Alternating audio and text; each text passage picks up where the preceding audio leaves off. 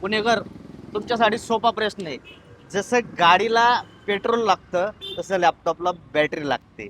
मग जसं गाडीला काही कालांतर सर्व्हिसिंग बरोबर ऑइल बी लागतं तसं लॅपटॉपला काय लागतं? नक्की कमेंट करून सांगा. आणखी लॅपटॉपला बी वारंवार ते लागतं. जसं गाडीला आपण पेट्रोल तर टाकतो, पण त्याच्याबरोबर ऑइलची बी गरज असते काही कालांतरानंतर. तसंच लॅपटॉपला आपण कंटिन्यू चार्जिंग करतो, पण काही कालानंतर त्यालाही ऑइल सारखंच काहीतरी लागतं. काय लागतं नक्की कमेंटमध्ये टाका. आणि त्याच्याच बरोबर काही मार्केटमधून आपल्याकडे बायबॅकच्या ऑफरमध्ये लॅपटॉप जमा होता. तर मित्रांनो, त्या लॅपटॉपांचा आपण करतो काय तुम्हाला सांगतो. आता करतो काय, हे पब्लिकचाच माल आहे, पब्लिकचाच वाटणार आहे. तर पहिला मुद्दा, याची पहिले ऑफर सांगतो.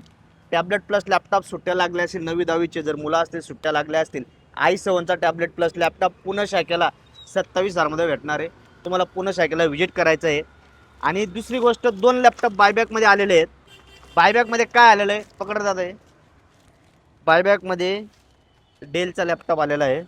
याचं कॉम्प्युरेशन आहे i5चा आहे, 8 GB रॅम आहे, 256 GB SSD आहे. कमीमध्ये बायबॅक केला आहे, फक्त 11,000मध्ये केलेला आहे. आणि त्याच रेटला आपण देणार. लॅपटॉप ऑल चेकिंग केलेलं आहे, ऑल ओके. आता कसं असतं, आपण जर कस्टमरकडनं बायबॅक केला नसता तर कोणतरी गरीबाचं भलं झालं नसतं. कस्टमरने काय कपाटात ठेवून दिला असता, पडून पडून खराब झाला असता, कारण की त्याला गरज नाही, दुसरा लॅपटॉप घेतला.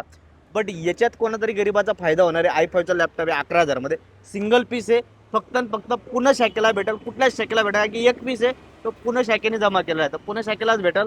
तर कोणाला घ्यायचं असेल, खाली ॲड्रेस नंबर दिला आहे, पुणे शाखेला यायचं आणि घ्यायचं. आणि तुम्हाला सांगितलं एक कमेंट काय करायची, तसं लॅपटॉपला काय लागतं योग्य कमेंट करायची आणि त्या लॅपटॉपबरोबर ऑफर घेऊन जायची. धन्यवाद.